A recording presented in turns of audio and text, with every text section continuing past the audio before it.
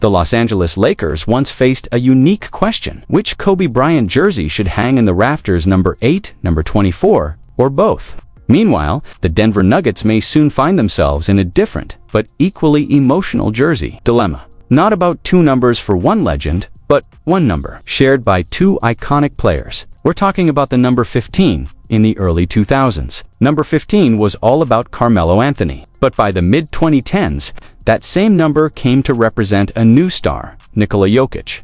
Let's rewind to where it all started. In the 2003 NBA draft, Denver used their number 15 jersey on a young forward who was coming off an electric season. At Syracuse, Carmelo Anthony. He was the third overall pick in one of the most loaded draft classes in NBA history. Carmelo had just led an unranked Syracuse squad to its first ever NCAA national championship. He topped the team in scoring, rebounding minutes, and field goals, doing it all as a freshman. Expectations were sky high, and he lived up to the hype fast. Just 6 games into his rookie season, in a clash against the LA Clippers, Melo dropped 30 points, becoming the youngest player ever to do so at that time. No Nuggets rookie had ever hit that milestone so quickly. By February 2004, he'd already scored 1,000 career points, making him the third youngest player in NBA history to hit that mark. Carmelo was on fire. He led Denver in scoring and looked every bit like the franchise cornerstone they hoped for. Carmelo's early years in Denver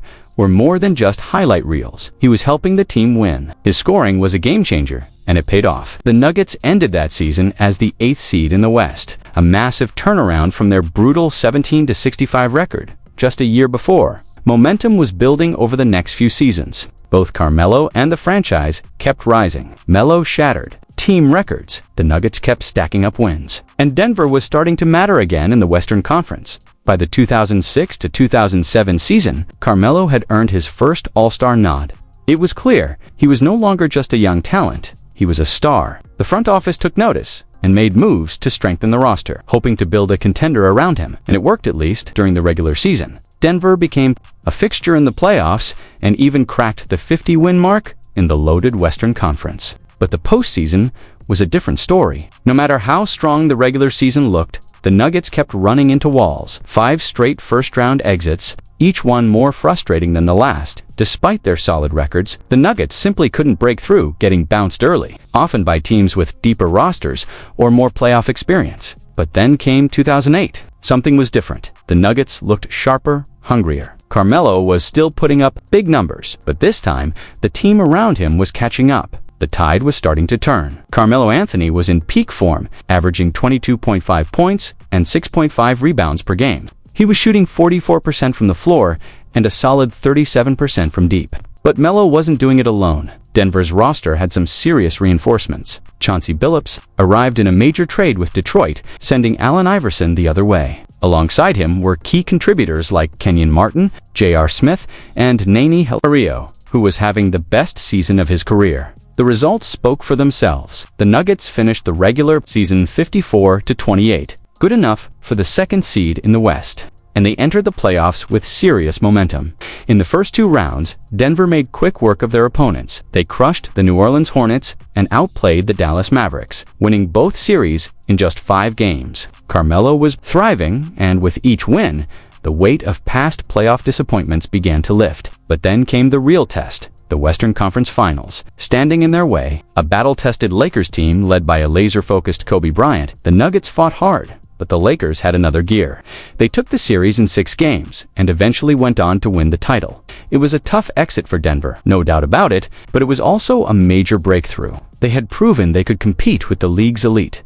The very next season, Carmelo came back even sharper. He posted a career-high 28.2 points per game and led Denver to another strong showing, this time finishing 53-29. The Nuggets were once again a top team in the West, but despite another strong regular season, the Nuggets once again fell short when it mattered most. This time, they were knocked out in the first round by the Utah Jazz, and that's when things started to unravel. Carmelo Anthony's frustration began to show. Trade rumors were swirling, and the buzz only got louder when he refused to sign a contract extension with Denver, though he still suited up for the Nuggets to start the 2010 season.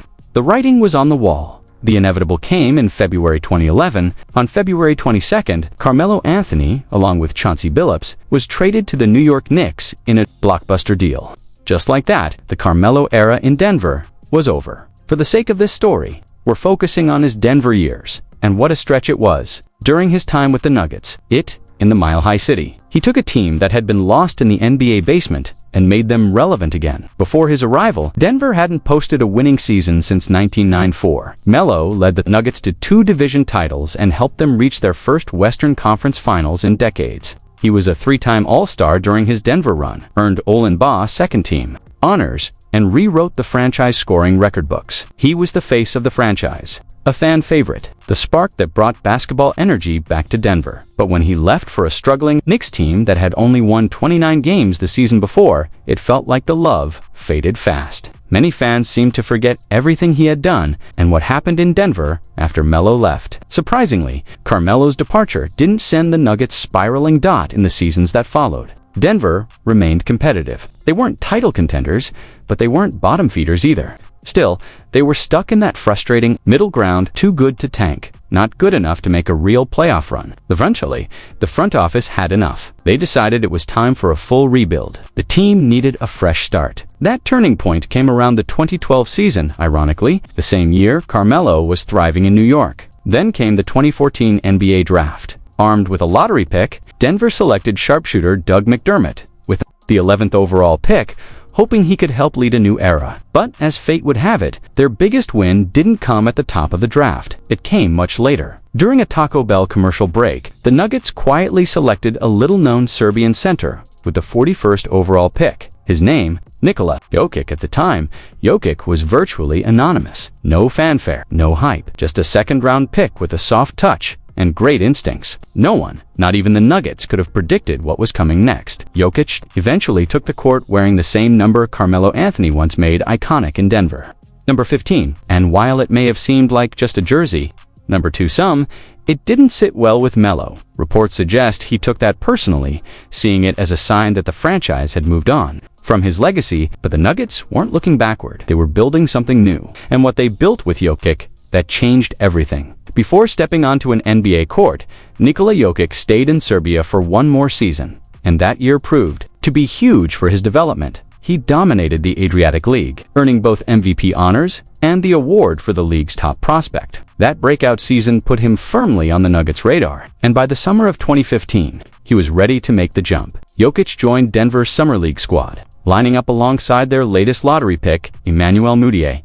Over 5 games, Jokic turned heads with his playmaking feel for the game and basketball IQ, rare traits for a rookie big man. He impressed enough to earn a full contract, officially becoming an NBA player. In his rookie year, Jokic was still adjusting to the speed and physicality of the league, but even as a newcomer, he stood out, averaging 10 points and 7 rebounds in just 20 minutes per game. He showed serious potential, and he wasn't just putting up empty numbers, he was doing it efficiently. His shooting splits were impressive, especially for a first-year player. By the end of the season, Jokic had earned his spot on the NBA All-Rookie First Team, a clear sign that Denver had found something special. The team itself, however, was still in rebuild mode. Wins were hard to come by, and the Nuggets weren't anywhere near playoff contention. But even in those tough seasons, something was brewing. The foundation of a future MVP was quietly taking shape. Despite finishing 11th in the Western Conference that year, fans in Denver had plenty to be excited about. The rebuild was starting to show real signs of life